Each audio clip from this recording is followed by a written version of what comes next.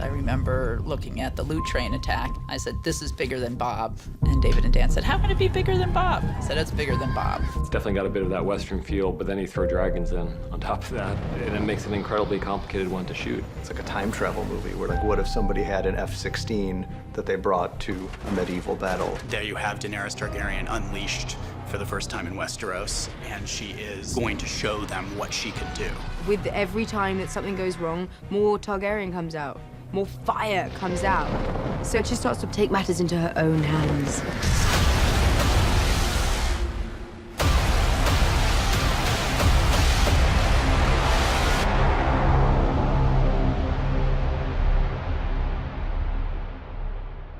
When you have a big battle sequence, especially one where you have multiple points of view, you have to figure out how you balance those and what is this sort of chief point of view that you want to lean on. And I chose to focus on Jaime, that it was about being on the other side of a dragon attack, trying to hold together his troops in the middle of watching the world change forever. It's just complete annihilation. And like he sees the horror of so many men just burned to ashes. There's nothing you can do, which is scary. She keeps losing battles and being weakened without ever striking back. And there's only so much of that Dany can take. There's only so much of that anyone would be able to take. We're now left with our heroes, and our heroes are on opposite ends of this chessboard. Tyrion has the most complex set of emotions about this battle of anyone, because he's got the woman he serves on one end, and he's got his brother who he loves on the other end. That is a real struggle for him. Every piece of his being is wishing he can intercede, but he can't. And I'm seeing firsthand my family lose. She's the aggressor, and Jaime and Bronn, through their POV, we see that it ain't pretty conquering. And the hope is that the audience doesn't know who to root for in that sequence. Something like the loot train involves a lot of different departments, all working at sort of the very extremes of their abilities, I think. This was a difficult challenge because there are so many different looks and phases of the battle that come into play. There's a lot of continuity to make sure that we're in the right space, in the right part of the process, reflecting the right amount of burn. And then do it in between the cracks of everybody else doing their job. Because the entire sequence is a wagon train and involves 27 wagons and their various bits of dressing. We have to reshuffle the entire set constantly, which means dressing 180 degrees or 360 depending on the camera movement. So it means we have to be very particular when it comes to dressing our burnt elements, our unburnt elements, our partial burnt elements. There's so many stages to consider, but it's definitely a hell of a lot more fun when it gets into the bloody battle.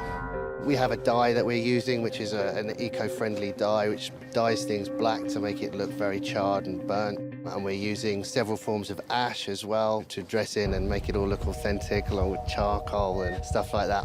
Maybe when you're watching it, it doesn't necessarily stand out, and that means we've done our job because people just accept this is the world and that's the environment.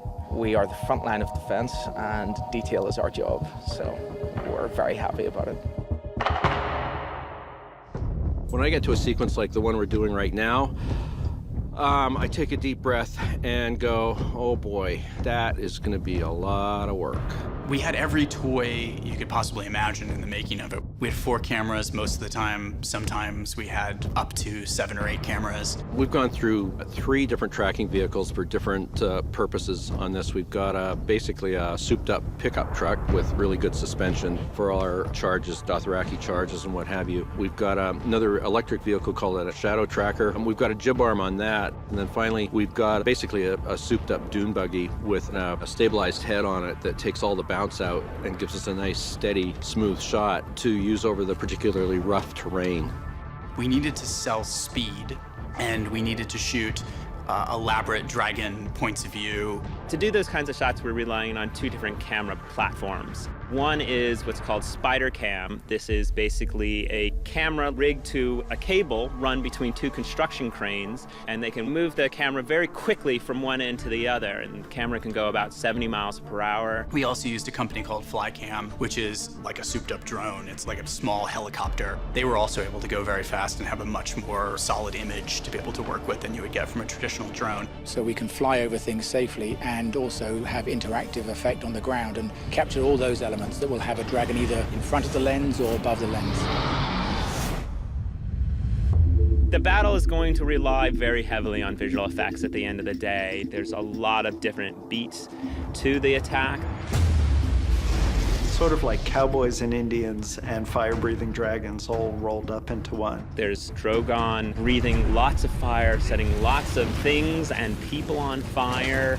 To give an idea, in season 6, which was our biggest season up to that point, we had 11 shots that featured Amelia riding the dragon. In the loot train, we have over 80. It's very new ground that we're trying to figure out. This dragon who's, 100 feet up in the air, who breathes fire of a column of 30 feet wide, that you're like, okay, how the hell are you gonna do that? You've got Amelia on the back of a motion base that's animated to fly in concert with the animation on the dragon. So that the thing she's moving on is moving around as if she was really riding on Drogon, but in a stage in Belfast in front of green screen. So being on this theme park ride, which is kind of what it is, and you're strapped in, then looking like you are controlling it, when there's so much going on, you just got to harness every single bit of imagination you have and just use it. I mean, can you even imagine being on the back of a reptile that's breathing fire at your command? That's huge.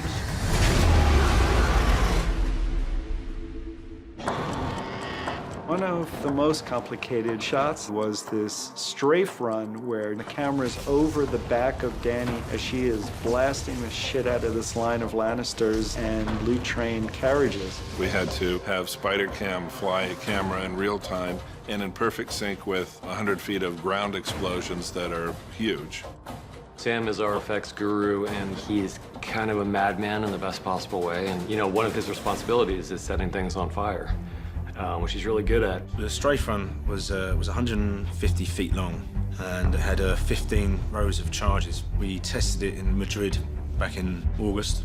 We only tested a short section of it, minus the cuts, because we were still making those.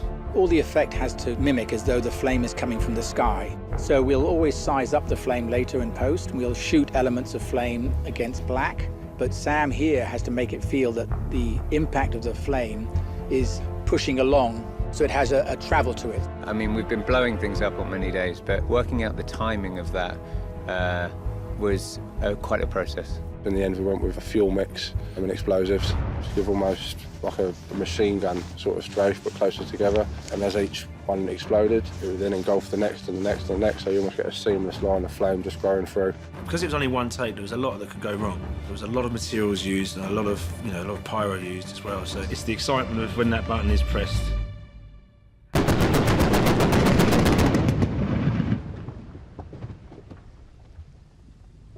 It's the euphoria you feel afterwards. Knowing the hard work that's involved, it all comes to that point. That's the prize, that's the excitement, that's the reason.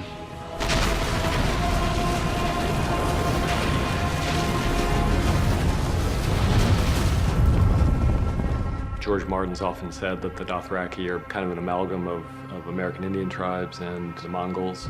Both peoples who were, phenomenal on horseback, and they were just much faster and so unorthodox in their battle approach that they could literally ride circles around their enemies. I think there was a line in the outline that said, and it's down to Camilla to do her tricks. I was like, thanks, D&D. Okay, where are we going to go now? Let's think of some ideas. What can we bring which has never been seen on screen before? She said, what about as the Dothraki are coming down, if they all just stood up on their horses and started shooting arrows at them? And I thought, well, that sounds great, but that's not possible.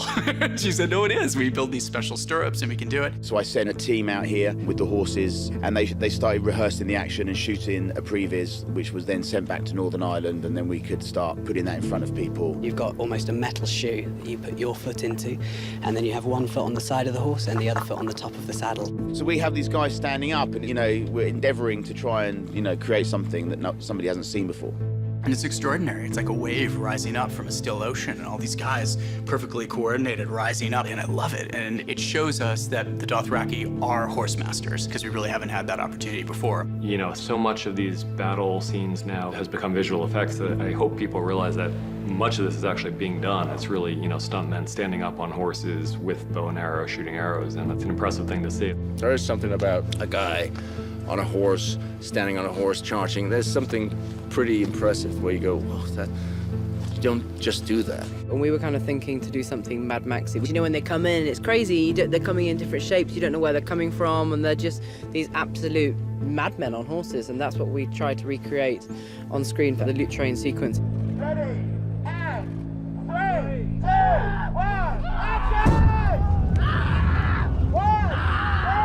This battle was the most fire-intensive one we've had. We burned more stuntmen than has ever been burned in a single shot and in a single sequence. The dragons have grown. They're the size of a 747 now. So you'd think then that the amount of people they burn in one go would increase. We have potentially the most burns, full burns ever done on TV history, which is burning 20 men in one shot, which we have coming up. And there was a few raised out eyebrows when I suggested 20. And it wasn't just because it's a record, although it is. It was because we just needed to see the scope of what was happening. So that was quite a challenge. The difficulty with 20 people is just that you ramp up the safety aspect of it, because there's more people in harm's way, there's more that can go wrong. That was quite nerve-wracking for many reasons. Obviously, when you have that amount of people collected and they're all on fire, you get a lot of heat gathering in the centre. So I was really concerned about the guys in the middle. And I wanted to make sure that we get the guys on the outsides as far away from the guys on the inside as quickly as possible. We're using Tamar poppers. There's basically like a camping cylinder, and we put it inside a metal cage so that the shrapnel won't hurt anybody. And we basically put a pyro charge on that, which explodes the gas popper, creates a 15-foot fireball. And we put one of those with each performer. It just means that when you light them, they really light. During this whole process where you're on fire, you do have to hold your breath, and that's the key point, is to keep your heart rate down so you can hold your breath throughout the whole scene. Riley's big on making it as calm as possible, If someone's on fire, it's quite a high adrenaline thing going on, and saving your breath is very important, so you've got to be calm. We are a show that doesn't sit on our laurels, so we do try and top ourselves each year, although we seem to make it more and more difficult for ourselves as we go on.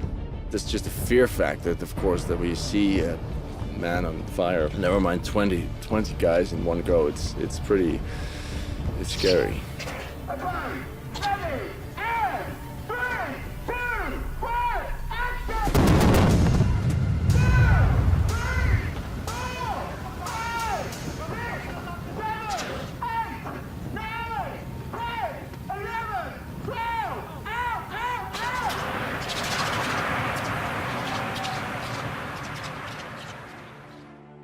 When we start making these huge battles, it's so hard to imagine that we're ever going to finish because there's so many moving pieces, but it's ultimately just, one shot at a time and figuring it out from there. The cameras and the actors and stunts, and it was very much an all hands on deck sequence as much as we've ever had, and everybody did an excellent job of fitting all the puzzle pieces together.